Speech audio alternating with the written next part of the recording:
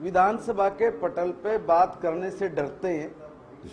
वहाँ वो क्योंकि उनके पास कुछ है नहीं, और जो बात वो प्रोटेस्ट करते हुए कहते हुए आएंगे वही बात विधानसभा के पटल पे बोलेंगे और बोल के जवाब नहीं सुनेंगे और तुरंत निकल जाएंगे। एक बात बताइए, उनके समय में जो ठगी होती थी, जो लोग परेशान थे, दुखी थे, वो इसलिए दुखी और परेशान थे कि उनके लोग ठेका छुटवाते थे नौकरी का, जो डीसी रेट की नौकरियां लगती थी, अपने लोगों को ठेका देते थे, दोनों दल अपने लोगों को नौकरी लगाते थे फिर उसके जरिए, और इतनी बेशर्मी से काम करते थे आप कल्पना नहीं कर सकते। 12,000 रुपये और 10,000 रुपये के आसपास रेट होता था। जिसके 12,000 रुपये थे उसको तो 8,000 रुपये देते थे, और जिसके 8,000 रुपये थे उसको 4,050 रुपये देते थे। ऐसा गदर इन लोगों ने मचा, बाकी सारे पैसे इनके जो नेता जो ये कॉन्ट्रैक्ट छड़वाते थे वो रखते थे। और इससे भी आगे क्या, उस अधिकारी कर्मचारी से काम करवाने के बाद साल में एक बार जो बोनस होता ना, वो बोनस देने की बजाय ना एक तनख्वाह उनकी रख लेते थे। अब ये जो इतने दुखी पीड़ित शोषित लोग थे, ये आके माननीय मनोहर लाल जी से मिले, उनका सर हम तो बहुत परेशान हो गए, लूट लिया इन्होंने, गरीब आदमी की भी इन्होंने तो गोद पे डाका डाल दिया। तब माननीय मनोहर लाल जी ने HKRN बना, कहा कि मेरिट के ऊपर नौकरी लगाएंगे। अब ये अगर मेरिट के ऊपर नौकरी लग रही है, अगर उनकी क्या पेट में दर्द है, क्या दिक्कत आई उनको, तो और वो ये जो कह रहे हैं कि परमानेंट रिक्रूटमेंट करिए, तो आपको भी पता होगा ना, आपने भी सरकार चलाई दोनों लोगों ने, तो आपके समय में भी जो भर्ती हुए थे वो क्यों हुए थे, क्यों किए थे आपने? अरे भी कोई एक व्यवस्था है, उसका एक नियम है, उसी के हिसाब से जो रिक्रूटमेंट है HPSC के जरिए जो होती है, उसमें वो जो प्रोसेस होते हैं वो फॉलो होते हैं, हो रहे हैं। उसके जरिए कितनी वैकेंसीज अभी हम लोगों ने उसको भरी है।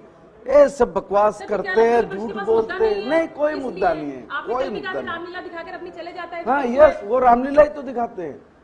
अभी ये और क्या है, ये लोग सड़क से आएंगे, जिंदाबाद मुर्दाबाद करते हैं। विधानसभा में बोलिए ना, और विधानसभा में भी वही बात है, कोई तथ्य है, कोई फैक्ट है, और अगर तथ्य और फैक्ट है तो रखिए ना विधानसभा में। और अगर वो सही कह रहे हैं तो उनमें हिम्मत होनी चाहिए ना कि वो सरकार का जवाब सुन कर जाए। आज तक इन लोगों ने कभी सदन में बैठ के पूरा सदन देखा हो, या उन्होंने कोई भी एक जो मुद्दा उठाया उन्होंने उसका उन्होंने उत्तर सुना हो, एक ढूंढ के लेके आए। शिक्षा नीति को लेकर क्या कर सकते हैं? बहुत अच्छा है, राष्ट्रीय शिक्षा नीति जो हमने लागू की है उसके परिणाम है। अब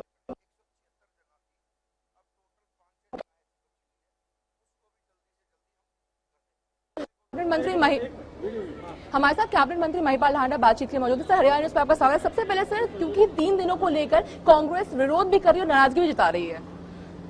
नहीं, किस चीज का नाराजगी, किस चीज की दिखा रहे हैं सर? 3 दिनों की अवधि बढ़ाने की बात। विरोध तो विपक्ष का काम है, वो करे। उनका नाराजगी 3 दिन ही ये लोग बैठ जाएं, ये 3 दिन बैठ सकते हैं, इनके पास 3 दिन के लिए मुद्दे हैं। आज ये एक ही दिन नहीं बैठ पाएंगे, पूरा दिन आज ही बैठ जाए तो ही बात मान लेंगे हम आपकी। तमाशा खड़ा करके निकल जाना ताकि इनको मीडिया में, सोशल मीडिया में, प्रिंट मीडिया में जगह मिल जाए, इससे आगे ये सोचते नहीं। और इनके आकाओं का इनको स्पष्ट निर्देश है कि इस देश के पैसे को संसद में बर्बाद करना है, इस देश के लोगों को उल्लू बनाना है। और यहाँ प्रदेश में भी हर स्टेट में इनके को आदेश है कि कुछ भी हो जाए, आप झूठ बोलो, श्याम दाम दंड भेद सारी नीति अपनाओ, और प्रदेश के जो जनहित के मुद्दे वो कोई भी सदन के पटल पर नहीं उठने चाहिए, उस पर रोक लगाइए। ये सिर्फ और सिर्फ रोकने वाले हैं, विकास की गति रोकने वाले हैं। इनके पास कोई एजेंडा नहीं है, सिर्फ झूठ का पुलिंदा उसका तैयार करके आएंगे। आज वहां पे देखना, इनके एक भी बात कोई ऐसी कह दे, मान जाऊंगा जो इस जनता के हित की हो। एक आखिरी सवाल सर, आपकी मिनिस्ट्री की बात कर लेते हैं। HKRN का मुद्दा उठाने वाले हैं, जो परमानेंट करना है प्रोफेसर को, उसका भी मुद्दा उठाने वाले हैं। देखिए, प्रोफेसर के एक बार जाए पता तो कर ले, HPSC के द्वारा कितने प्रोफेसरों की भर्ती हो रही है, अभी भी चालू है।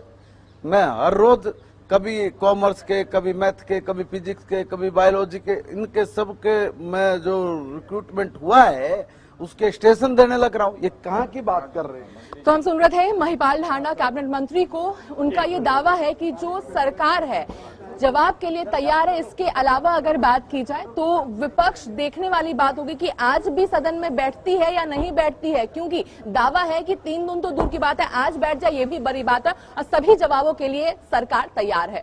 चंडीगढ़ से कैमरा पर्सन राहुल के साथ अपराजिता श्री, हरियाणा न्यूज। चलो।